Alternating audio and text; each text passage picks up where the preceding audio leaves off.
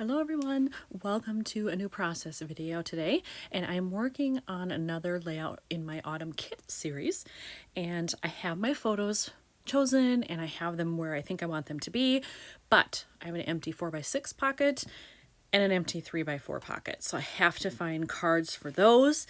I have an idea for one of them, not quite sure about the other one. 4x6, it's always so hard to find. I wish companies made 4x6 journaling cards or pocket cards more common. It seems like I always see the 3x4, even 4x4 sometimes, but for some reason I don't see many 4x6 that I like.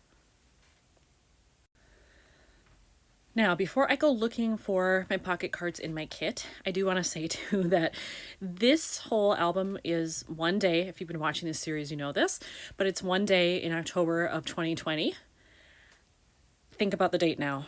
This thing is taking a long time. I have so many projects on my plate that I'm sort of setting a goal for myself that I want this done before the year anniversary of when we went. I don't want this to take that long. This is a flip album. It's simple. It doesn't need to be that complicated. And I just want to make sure I get it done in a timely fashion.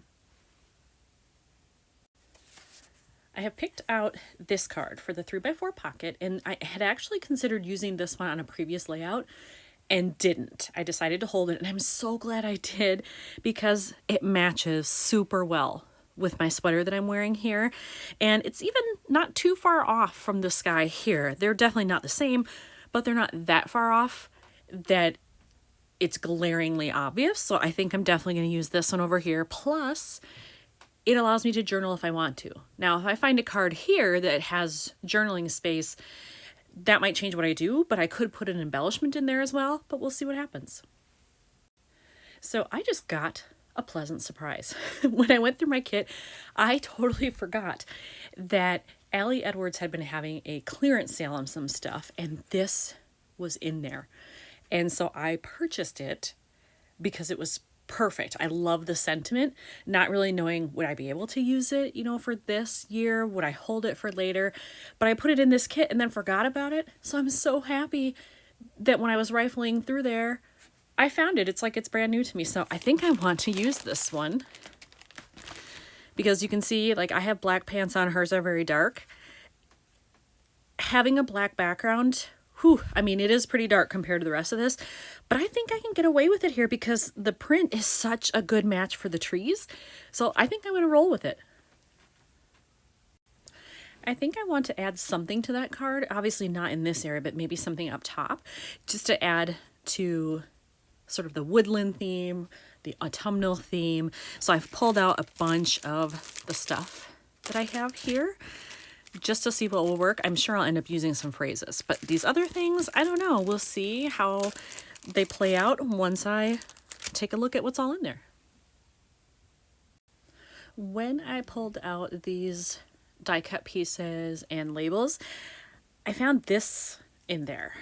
And I think I had intended this for some later photos because there are some photos towards the end of this day that have black in them, better suited than trees, woods, leaves, that kind of stuff. But because I've decided to use that other black card, I think I might just do this and overlap it a little bit. Whoops, there we go. So it hangs over into the white space just a little bit. And I kind of like the way that looks, and it'll bring in some more of the black so it won't seem so out of place. All right, I have the card done here, at least so far. I did add that. I put in a mini staple. That's all I have so far. I may leave it like that, or I may add some green misting or splattering here just to bring that a little bit, because you see it here and here. Little bits on this side, but not a whole lot. But I just really like the idea of having that color added in so that it isn't so much black and so much yellow. I just think it would help. Okay, there you can see I did add some splattering, and this is the color that I used. I've had this forever. I don't even know if this brand is even still made anymore. I bought it in an independent scrap shop I don't know, maybe 5 years ago. It's been a long time. But I still have plenty of it left, so I figure I might as well use it till it runs out. So I think it gives a nice color here. It does not have shine in it. It's a matte finish, and I really like the way that looks. Well, I actually decided to mix things up a little bit. I moved some photos. I wanted more of the green to span both pages, and so I took this photo from up here, moved it onto this side, and then here I really could go either way with it, but I feel like having the black all in the top row isn't good, and so I moved it down like this, and I do like that better. It does distribute the green across the page a little bit better. I'm happy about that. It feels more cohesive to me. And then I also found this in my kit stuff, and again, it's not an exact match to what I have here, but it's close, and I think I'm going to put it right down here because then it will allow me to have a visual triangle if I add something here, which will probably be a phrase label. So when I was looking at what I have done so far, and there you can see I did add in the little die cut that says love this. There's nothing black and white in here really that would work. This is a dark brown, it's not black. So I decided to just pull out my regular labels that I use. I generally use them for travel, but I have black and white in here. There might still be a more generic phrase that I could use here. And I think again, it will pull in some more of the black. It'll help with the visual triangle of extra elements. So I'm willing to give it a whirl. So in my black and white stash of phrases, I found this one, and it's pretty simple. It just says today's adventures, but I love the idea of that phrase because this was an adventure for us, especially after being cooped up at home for so long. And I really actually like that it's a white background with black font. It'll stand out more against the picture, but it still brings in a little bit of the black that I wanted. All right, I've added that, and I thought maybe that would be enough, but now I'm looking at this empty sidewalk here, and I'm thinking I could stamp in there. Nothing huge, just small, because I don't want it to overwhelm what I've already got, but I would use black ink, which again would pull some of that together. So I'm going to look through more of my just generic and outdoor phrases and see what I can find. I'm so excited. I pulled out this stamp set. I kind of forgot I had this one. I knew I had one that was National Park themed from Kelly Perky, but I forgot about this one that says National Forest. And this one, when is it from? 2018. So it's old, probably not available anymore unless you find it on eBay, but I'm glad I have it. I'm going to use the little cabin here because if you look closely in the photo here, I forgot it's still in the pocket, you can see there's a little cabin building right there. It's hard to see, and so I'm thinking it will add to it if I put this stamp on there. Now, because I'm stamping directly in a photo, I am going to use my Stays On ink.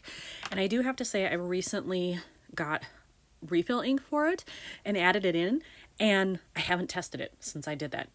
Normally, I've just gone through ink pads so much, I just buy a new one because they start to fray, but this one has lasted really well. So I did the re-inker, but I need to test it before I actually stamp on the photo. Well, I am super happy with the re-inker purchase because this was my test.